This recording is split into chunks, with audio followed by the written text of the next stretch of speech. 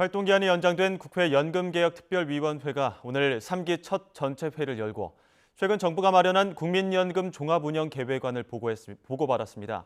특히 특위 산하 민간자문위원회의 활동 결과도 함께 보고받고 있는데 자문위가 제시한 구체적인 보험료율과 소득 대체율을 놓고 논의를 이어가고 있습니다. 국회 연결합니다. 손효정 기자. 네, 국회입니다. 먼저 국회 연금특위 산하 민간자문위원회가 구체적인 수치가 담긴 국민연금 개혁안을 제출했다고요? 네, 국민연금 개혁 방향을 논의하는 국회 연금개혁특별위원회는 오늘 국회에서 전체 회의를 열고 자문위 보고서와 정부 연금 개혁안을 보고받았습니다. 지난 5월 출범한 민간 자문위는 연금특위의 국민연금과 관련해 두 가지 모수 개혁안을 제시했습니다. 보험료율 13%와 소득 대체율 50%, 보험료율 15%와 소득 대체율 40% 이렇게 두 가지로 개혁안을 압축한 겁니다. 현재 국민연금의 보험료율은 9%고 소득 대체율은 42.5%입니다. 한마디로 두 개혁안은 지금보다 더 내고 더 받거나 더 내고 덜 받는 방향인 겁니다.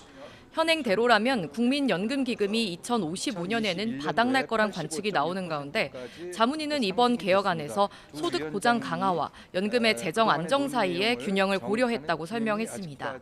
앞서 정부가 발표한 국민연금 종합운영계획안에는 구체적인 인상률이 빠져 맹탕이라는 비판이 나왔는데요. 자문위안을 중심으로 논의에 속도가 붙을지 주목됩니다. 다만 총선을 앞두고 표심을 의식하고 있는 정치권이 당장 돈을 더 걷는 쪽으로 연금 개혁을 추진하기는 어려울 거란 전망이 많습니다. 국민의힘은 보험료율 같은 수치만 조정하는 건 반쪽짜리 개혁으로 기초연금 제도와 함께 구조적 개혁이 필요하다고 강조했습니다. 민주당도 공론 조사를 거쳐 21대 국회 안에 개혁안을 도출하자는 입장이지만 세부적인 논의는 더뎌지고 있습니다. 네, 이번엔 여야 정치권 소식도 보겠습니다. 총선이 다가오면서 여야 모두 당 내부에서 지도부 험지 출마론을 둘러싸고 갈등은 격화하고 있죠. 네, 국민의힘에선 연일 지도부와 친윤 중진들을 겨냥해 불출마나 험지 출마를 압박하고 있는 인요한 혁신위원장과 당 주류들 사이에 기싸움이 이어지고 있습니다. 앞서 인 위원장은 윤석열 대통령 측으로부터 소신껏 하라는 신호를 받았다고 밝혔는데 윤심을 거론하며 중진 용태 압박 수위를 높인 겁니다. 이에 김기현 대표는 조금 전 기자들과 만나 윤석열 대통령은 당무에 개입하지 않고 있다며 당내 문제와 관련해 대통령을 언급하는 건 바람직하지 않다고 지적했습니다. 또 자신을 포함한 지도부와 친윤계 의원들을 겨냥한 불출마, 험지 출마 압박에 대해선 당대표 처신은 당대표가 알아서 결단할 것이라고 일축했습니다.